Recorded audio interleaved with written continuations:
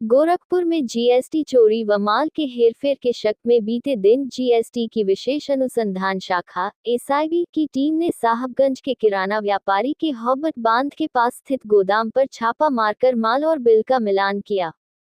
सूत्रों के मुताबिक विगत 5 अगस्त को पादरी बाजार स्थित कोल्ड स्टोरेज में छापा पड़ा था। इसके बाद बृहस्पतिवार को हौबत बांध के पास स्थित गोदाम पर कार्रवाई की गई। 3 गाड़ियों से पहुंची टीम ने करीब 3 घंटे तक गोदाम में रिकॉर्ड की जांच की और अहम दस्तावेज भी अपने साथ ले गई। बताया जा रहा है कि मूंगफली, धनिया आदि का माल मंगाने में हेराफेरी के शक और जीएसटी में गोदाम का जिक्र न करने को लेकर अधिकारियों ने जांच की। शाम तक रिकॉर्ड लेकर टीम रवाना हो गई। छापे के बाद अन्य व्यापारियों में भी खलबली मच गई। वे भी अपना अपना स्टॉक और अन्य रिकॉर्ड दुरुस्त करने में जुट गए। आशंका जताई जा रही है कि कार्रवाई आगे भी जारी रह सकती है और अन्य व्यापारी भी इसकी जद में आ सकते हैं। छापे के तार बरेली और अल्हागंज से भी जोड़े जा रहे हैं। अखबारों में छपे खबर के अनुसार भाजपा के नए लिस्ट में शामिल महानगर उपाध्यक्ष मनीष जैन के वहां भी छापेमारी की गई। बरेली की एसआईबी टीम ने बुधवार को अल्हागंज की सोनाली ट्रेडिंग कंपनी और अहमद राइस मिल पर छापा कारकर मूंगफली की 10 करोड़ रुपए से अधिक की बिलिंग पकड़ ली। लगभग 50 लाख रुपए की कर चोरी भी पकड़ ली गई।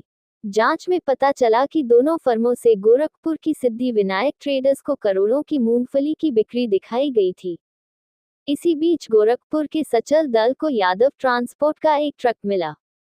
उसे रोका गया तो उसके पास बिहार जाने का ई वे बिल मिला, लेकिन वाहन खाली था। वह बिहार गया ही नहीं। पूछताछ में पता चला कि यह माल गोरखपुर के विश्वनाथ कोल्ड स्टोरेज में उतारा गया है। जब वाहनों की टोल रिपोर्ट की जांच हुई तो कई वाहन ऐसे मिले जो गोरखपुर से आगे गए ही नहीं थे। ऐसे में माल की ढुलाई की बजाय केवल बिलों के लेन देन के चलते मामला और संदिग्ध हो गया। इसी जांच में सिद्धि विनायक ट्रेडर्स नादिया, पश्चिम बंगाल का नाम भी सामने आया है। गोरखपुर से नादिया और फिर नादिया से शाहजहांपुर के बीच माल की खरीद बिक्री दिखाई गई थी। राज्य कर विभाग की ओर से 50 से अधिक कारोबारियों को नोटिस जारी कर कोल्ड स्टोरेज में रखे गए माल के संबंध में जवाब मांगा है। सूत्रों की माने तो शनिवार 22 अगस्त को समय सीमा पूरी हो जाने के बाद भी किसी ने कोई जानकारी नहीं दी है। अब रिमाइंडर जारी किया जाएगा। कोल्ड स्टोरेज संचालक से 5 अगस्त तक वहां रखे गए माल, व्यापारियों, ई वे बिल, भंडारण अवधि और परिवहन की जानकारी मांगी गई है। भाजपा में खूब रही चर्चा। भाजपा की ओर से बुधवार को महानगर कार्यकारिणी की सूची जारी की गई है। इसमें मनीष जैन को जिला उपाध्यक्ष बनाया गया है, लेकिन अगले ही दिन उनके गोदाम पर छापा पड़ गया। इस मामले में मनीष जैन सफाई दे रहे हैं, लेकिन पार्टी पदाधिकारियों में इस बात की काफी चर्चा है। भाजपा सूत्रों की माने तो इस प्रकरण में उनकी मुश्किल भी बढ़ सकती है। हालांकि मनीष जैन लगातार किसी कार्रवाई या अपनी फर्म की जांच से इनकार कर रहे हैं। फिलहाल जांच जारी है और विभाग दस्तावेजों, ई वे बिल, वाहनों की आवाजाही और अलग अलग फर्मों के बीच हुए लेनदेन की कड़ियां जोड़ रहा है। अब देखना होगा कि दस्तावेजों की जांच पूरी होने के बाद इस पूरे नेटवर्क में वास्तव में कितनी फर्मों की भूमिका सामने आती है और कथित फर्जी बिलिंग के जरिए कितने बड़े टैक्स नेटवर्क का खुलासा होता है। इस संबंध में कार्यवाहक अप्रयुक्त ग्रेड 1 राज्य कर संजय कुमार ने बताया कि सूचना मिलने के बाद छापेमारी की कार्रवाई की गई थी और आवश्यक दस्तावेज को कब्जे में लेकर जांच की जा रही है।